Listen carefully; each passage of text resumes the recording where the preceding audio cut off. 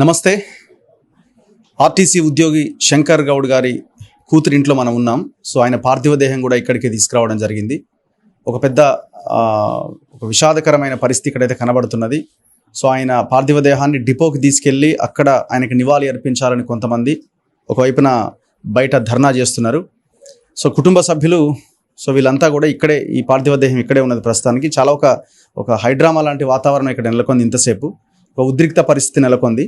పోలీసులు మాత్రం అక్కడ పెట్రోల్ బంక్ ఉన్నది, ఇంకా చాలా రకాల ఇవి ఉన్నాయి, ఒకవేళ అది అక్కడ ఏమైనా జరిగితే ఇబ్బంది అవుతుంది డిపో దగ్గర అని ఇక్కడి నుంచే వీళ్ళు అంత్యక్రియలకి తీసుకెళ్లడానికి పోలీసులు, ప్రభుత్వం ప్రయత్నిస్తున్నది. ఏది ఏమైనా ఒక నిండు ప్రాణం పోయింది.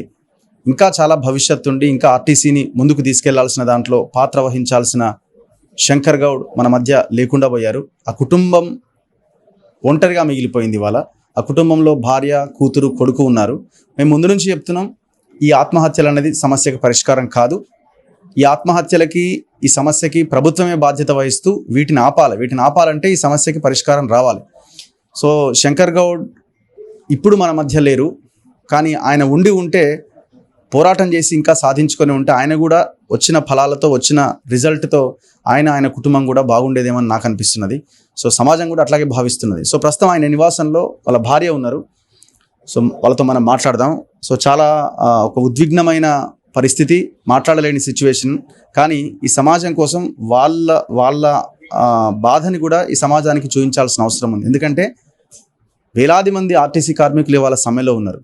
సో వాళ్ళు సమ్మె చేస్తున్న వాళ్ళ భార్యలు, వాళ్ళ పిల్లలు, వాళ్ళ ఆత్మస్థైర్యం కోల్పోకుండా ఉండడానికి ఈ వీడియోలు ఉపయోగపడతాయని నేను ఈ వీడియో చేయడం జరుగుతున్నది. సో తనతో మాట్లాడదాం. సో ఎప్పుడు మీతో చివరిగా మాట్లాడిండు? ఆయన పరిస్థితి ఎట్లుండే? అంటే ఏమైనా ఇబ్బందిగా ఉండేనా? ఇబ్బంది ఏం లేదు. 3 రోజుల కాంచి బాగానే ఉంటుండు, తింటున్నాడు, పోయి సమ్మెలో పాల్గొంటాడు. నిన్న పొద్దున కూడా పోయిండు సమ్మెలో. 8 గంటలకు స్నానం చేసి డిపోకి వెళ్ళిపోతున్నా అంటే సరే అని పోయిండు. వచ్చినాక వంట చేసిన, అన్నం తింటాడని 2 గంటలకు ఫోన్ చేసిన. నేను ఫోన్ చేస్తే వచ్చిండు. వచ్చి ఏం చేసిండు కదా అంటే, అన్నం తిన్నట్టు నేను మాకు డిపోలో అన్నం పెట్టిన, అన్నే తిన్నా. నేను నాకు ఇంత సల్ల చేసిపోయి అంటే సల్ల చేసి పోస్తే తాగి పక్కేసిన పడుకోమని పక్కేస్తే పడుకో, కానీ డిపోకే పోవాలి, నన్ను వాళ్ళందరూ ఎదురు చూస్తాను, నేను పోరాడాలి అని ఆ డ్రెస్ యూనిఫామ్ వేసుకొని వెళ్ళిపోయిండు. వెళ్ళిపోతే నేను కూడా వస్తాపా మీ వెనకాల, ఎక్కడ పోతారో నేను కూడా మాట్లాడతాపా అంటే, నువ్వెందుకు, ఏం అవసరం లేదు, నేను చూస్తా కదా, సాయంత్రం వరకల్లా వద్దుతూ నీవు అంటాను. నేను సాయంత్రం దాకా వచ్చుడేంది, ఇప్పుడు నేను వస్తాపా అని అనగానే ఆయన పోయేటప్పుడు ఏదో బాటిల్ ఏమో పట్టుకుపోయినట్ట. నేను చూడలేదు, నాకు తెలియదు, మరి ఏం పట్టుకుపోయిండో తెలియదు. మా ఇంటికా నుంచే అట్టెడు పోయినాక మా ఇంటి పక్క వాళ్ళు చెల్లె శంకరయ్య ఏమో పట్టుకుపోతాడంటే, వాటర్ బాటిల్ కావచ్చు అక్క, మరి సమ్మెకు పోతున్నాడు కదా, దూపు అయితే తాగుతాడేమో అనుకున్నా అని నేను అనుకున్నాం. అయితే కావచ్చు తెల్ల బాటిల్ అయితే ఉన్నదంటే మంచి నీళ్ళు అని నేను అనుకున్నాను. నేను ఎంబటే ఇక నా మనోరాలు తీసుకొని నేను వస్తాపా అని ఆయన వెనకాల పోతాను. తలుపు దగ్గరేసి అట్టెడు పోయేటాలకు ఇక నాకు టెన్షన్ వచ్చింది, మరి ఏంది మనిషి గట్టెట్లో పోయింది ఏందని ఆ డిపోకు ఫోన్ చేసిన. నేను చేసిన డిపోకి ఫోన్ చేసి ఇట్లా మా ఆయన కొంచెం మనస్తాపం చెంది వచ్చిండు, మరి ఏమన్నా చేసుకుంటాడా, మరి మంచిగా ఉన్నాడు, కొంచెం కనిపెట్టండి అని చెప్పిన. నేను చెప్తే అప్పటికే అంటుండు, లేదమ్మా నువ్వు వచ్చేయి, పెట్రోల్ పోసుకొని తగలబెట్టుకున్నాడు మీ ఆయన అని చెప్పిండు. ఆయన నాకు పోయేటాలకి తగలబడిపోయాడు. హాస్పిటల్కి వేసుకుపోయిందంటే, హాస్పిటల్కి వేసుకుపోయి పోమ్మా అని అక్కడ విలేకరులు అందరూ ఉంటే ఆమె మాట్లాడే పరిస్థితి లేదు. ఆమెను వెళ్ళిపోనియండి, మేము మాట్లాడుతున్న ఆర్టీసీ కమరికలు అందరూ ఆమెను వెళ్ళిపోనియండి. నిన్న ఒక ఆర్టీసీ మెకానికే తీసుకుపోయింది నన్ను హాస్పిటల్కు తీసుకుపోయి ట్రీట్మెంట్ చేస్తున్నారు. అప్పటికే మొత్తం ఇదంతా గాలి మంటలు పడుసరే పోయాక ఏం జోకు రాసిళ్ళు, ఏం జోకు రాస్తే ఏం జోకు పోతున్నావు.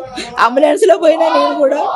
పోయేటప్పుడు వాటర్ అడిగి కాళ్ళకు బాటిల్ పెట్టిండ్రు ఆయనకు. ఇదంతా కాలింది కదా, ఈ బాటిల్ పెట్టుకున్నాడు కాళ్ళకు. వాళ్ళ డాక్టర్లు వచ్చిండు మా ఎంబటి. అయితే మంచినీళ్ళు, నాకు మంచినీళ్ళు అంటాడు. అదే డాక్టర్స్ వద్దమ్మా వాటర్ పోయొద్దు, ఆయనకు గ్లూకోజ్ ఎక్కుతున్నాయి కదా, మంచిలు తాపియొద్దు అని అంటే, నేను కూడా వద్దండి, మంచినీళ్ళు తాగితే అది వేడి తాగొద్దట, మీకు గ్లూకోజ్ ఎక్కుతున్నాయి, వద్దు, ఆడిపోయినాక తాపిస్తుంది. నేనంటే నాకు దుప్ప బాగా అవుతుంది సార్, నాకు కొన్ని మంచినీళ్ళు పోయాయని డాక్టర్ అడిగితే, లేదు శంకర్ అన్నాను. మాట్లాడిండు, కొన్ని మంచినీళ్ళు నాకు వస్తుందంటే ఒక కవర్ తీస్తా ఉమ్మిండు. ఉమ్మినాక నాకు కొన్ని వాటర్ పోయిన, కొన్ని మంచినీళ్ళు నాకు దూపా అంటాడు ఆయన. 2-3 సార్లు 4-5 సార్లు అన్నాడు దూపా అని. ఆ డాక్టర్ ఏమో వద్దమ్మా పొయ్యకు, మీరు అంటే వద్దు, తాగకు, ఇంటికి పోయినా నేను హాస్పిటల్ పోయినాక దాపిస్తావా అంతలా అవుతా అని చెప్పిన. ఇక ఇటు పొరతాడు నొప్పికి భరించలేక అటు ఇటు బొర్రి కాళ్ళు అటు ఇటు ఆడిస్తే పాప డాక్టర్లు కాళ్ళు ఇట్లా అనగాబట్టి వద్దు శంకర్ అన్నాను, అట్లా చేయకు, సాపుగా పడుకో అంటే ఇటు తిరుగుతాడు, అటు తిరుగుతాడు, మంట తాపుకో తట్టుకోలేక అటు ఇటు తిరుగుతాడు ఆయన. నాకు భయం అయింది బాగా. అసలు తీసుకోపోతే ఆడ నిమ్స్కు రాసిళ్ళు వాళ్ళు. అంతే అప్పటికే అంటున్నారు వాళ్ళు ఆయనకి 81% కాలింది డౌటే అంటే.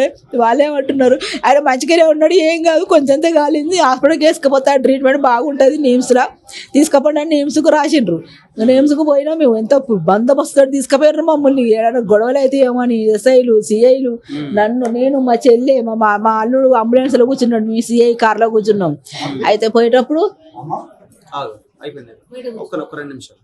పోయేటప్పుడు ఆయనకు ఛాతీ మరి ఏమైందో ఎట్లయిందో వాళ్ళు ఇసీజ్ ఏమో చేస్తుండే, ఏం చేస్తుండే ఆడబిడ్డ అయిపోతే మా చెల్లె చూసి సారు చెప్పింది, సార్ మరి బావకి ఏమో ఇట్లా చేస్తున్నారు, కొంచెం చూడండి సార్ అంటే, ఏం కాదు మా డాక్టర్లు నీకేం భయం లేదు, ఏం కాదు అని చెప్పిండు ఆయన. అప్పటికే చనిపోయినట్టున్నాడు. వాళ్ళు ఏమంటారు ట్రీట్మెంట్ చేయాలి అని తీసుకుపోయి ట్రీట్మెంట్ కానీ లోపలికి తీసుకుపోతే స్క్రోలలో 10:30కు ఇట్లా శంకర్ గౌడ్ చనిపోయిండు అని స్క్రోలో వస్తూనే ఉంది. మా తమ్ముడు మా చెల్లెకు ఫోన్ చేసి, అక్క ఆయన స్లోలో వస్తున్నది, చనిపోయింది శంకర్ గౌడ్ చనిపోయింది అంటే మేము ఆయన దగ్గర పోయి మా బావ చనిపోయిండట, ఎట్లా మమ్మల్ని లోపలికి పోని, అస్సలు లోపలికి పోనిస్తలేడు, మనం పంపియండి లోపలికి చూసొచ్చుకుంటా, మా నాన్నట్టున్నాడు నా బిడ్డ ఏడ్చింది, నేను కూడా చూసొస్తా అనగానే లోపలికి పంపించి ఎస్ఐలు సిఐలు వచ్చి లోపలికి తీసుకుపోయారు. కదమ్మా ఇప్పుడు ఎప్పుడైనా చెప్పేటోడా ఆర్టీసీ ఇట్లా అవుతుంది అట్లా అవుతుంది అని ఎప్పుడైనా బాధపడేటోడా? బాధ అంటే ఈ టెన్షన్ ఇదే, ఎందుకంటే కార్మికుల కోసానికి జీతాలు సరిపోక, నా కొడుకు డిగ్రీ చదివిండు, ఇంత జీతాలు సరిపోక హైదరాబాద్ పోయి జాబ్ చేస్తాడు వాడు, క్యాబ్ నడుపుతాడు వాడు ఐటీ కంపెనీలో. ఇటు పైసలు లేక ఆయన జీతం సరిపోకపోతే ఇల్లు కూడా లేదు మాకు, ఇల్లు లేక నా బిడ్డ ఇంట్లో వేసుకున్నాం. మా లేదమ్మా, ఇల్లు లేదు, ఏం లేదు. మా అల్లుడు మంచోడు కాబట్టి తీసుకొచ్చి ఇక్కడ వేసుకున్నాడు, వేరేటోళ్ళు అయితే వేసుకుదరా సార్. ఎన్ని సంవత్సరాల నుంచి అయితే నర్సంపేటకు వచ్చి 30 సంవత్సరాలు డిపోలో చేస్తున్నాడు ఆయన. 30 సంవత్సరాలుగా ఏ డిపోకి పోయినా సస్పెండ్ అయినా వేరే డిపో పోతే 2 నెలలకే నర్సంపేటకు వచ్చేది. లేదు నర్సంపేట నేను ఇక్కడనే ఉంటా, వేరేకెళ్ళి పోను అని డిపోకి ఊకే డిపో నర్సంపేట ఇదే కార్మికుల వెళ్ళే ఆర్టీసీ అని చెప్పుకునేది ఊకే. ఆర్టీసీ వీళ్ళు స్ట్రైక్ చేస్తున్నారు, గవర్నమెంట్లో కలపాలి, నేను పోతేనే నా కార్మికులకు మంచి అవుతుందేమో అని చేసుకున్నాడు. అది అర్థం కాదు. ఆయన ఒక్కడు పోతే అందరికి మంచి జరుగుతుందని పోసుకున్నాడు, మాకు తెలియదు. ఇప్పుడు ఏం కావాలని మీరు? మాకేం లేదండి, నా కొడుకు ఏదైనా జాబ్ ఇప్పియాలి, మాకు ఇల్లు జాగా ఏం లేదు, ఏమన్నా ఏదన్నా ఉండేదంటే మాకు ఇప్పియాలి, డబ్బులు అదో ఇదో ఏదన్నా ఒకటి జాగో ఇల్లు ఇప్పించి ఇవ్వాలి, నా కొడుకు జాబ్ ఇవ్వాలి, ఇంత కదా ఇప్పించి మాకేం లేదు.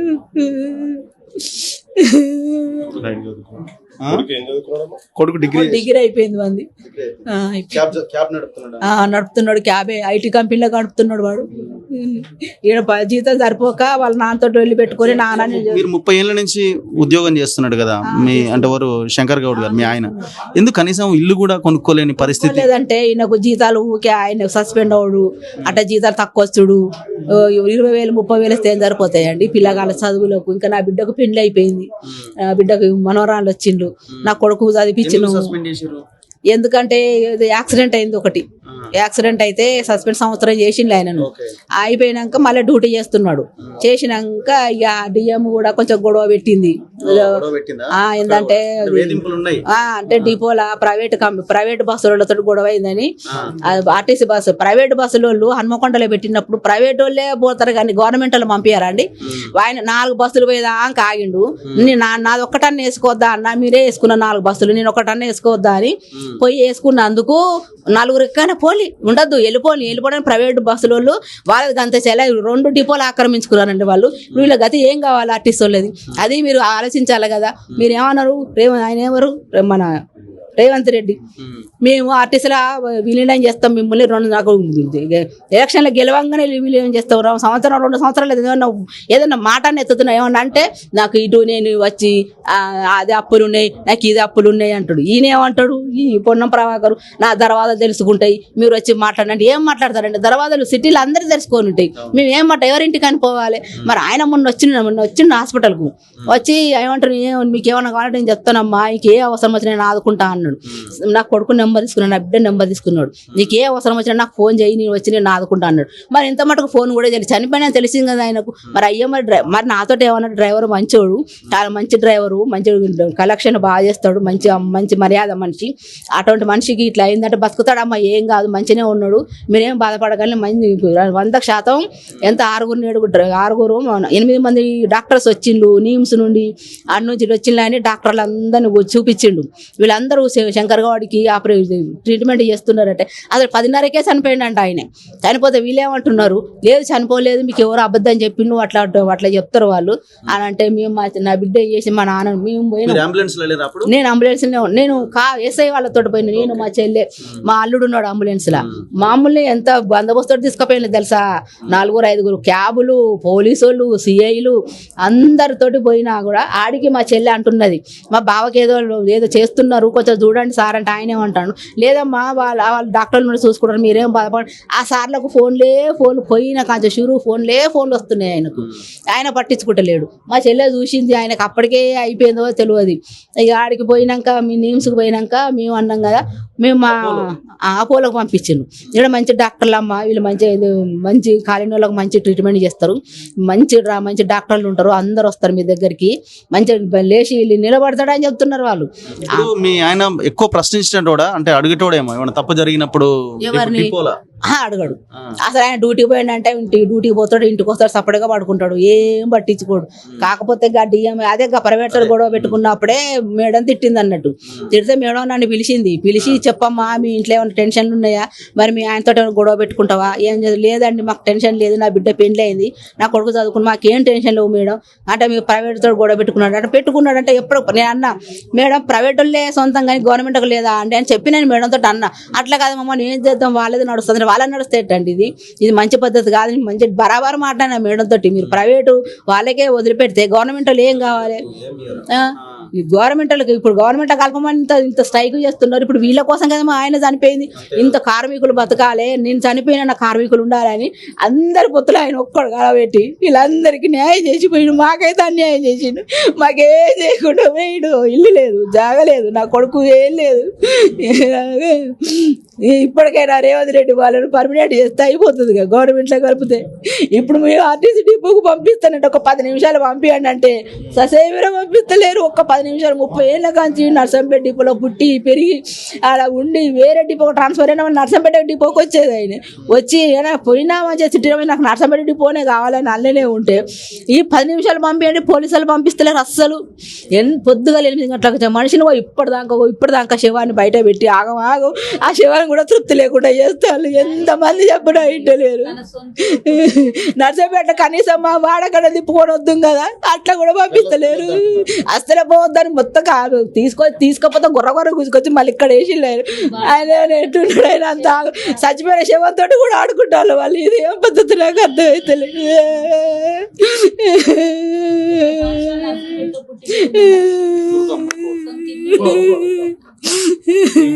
మా బాబాయ్ మా పిన్ని మాతో వచ్చింది సార్. మీరేమవుతారు? మా బాబాయ్ మంచోడే, నేను కండక్టర్ను. మాకు వేధింపులు బొచ్చడున్నాయి సార్ డిపోలా.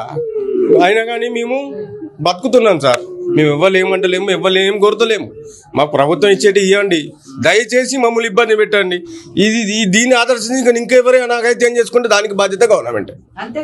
రగనా మీకు అందరికి కాలు మొత్తం మమ్మల్ని అన్యాయం చేయకండి. ఇప్పుడు ఎవరు దీనికి బాధ్యత? ఎందుకు గవర్నమెంటే బాధ్యత సార్, గవర్నమెంటే. మాట్లాడిరా ముందు శంకర్ గౌడ్తో?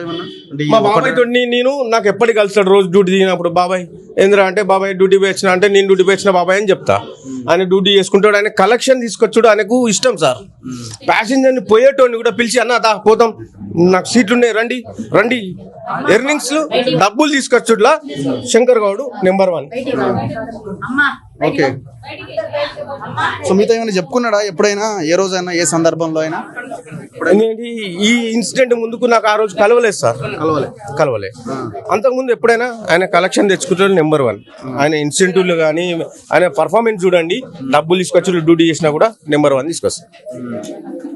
ఆయనే బస్సు పోయిందంటే ఎంటీగా వస్తే మనకి లాస్, నలుగురు ప్యాసింజర్ ఎక్కిస్తే సంస్థ బాగుపడుతుంది, మనం బాగుపడుతుంది క్యారెక్టర్ అనేది, అంతే తప్ప వేరే దురుద్దేశం లేదు. మాకు వేధింపులు ఉన్నాయి డిపార్ట్మెంట్ల, డిఎంలతోటి, సిఐలతోటి, వీళ్ళందరితోటి.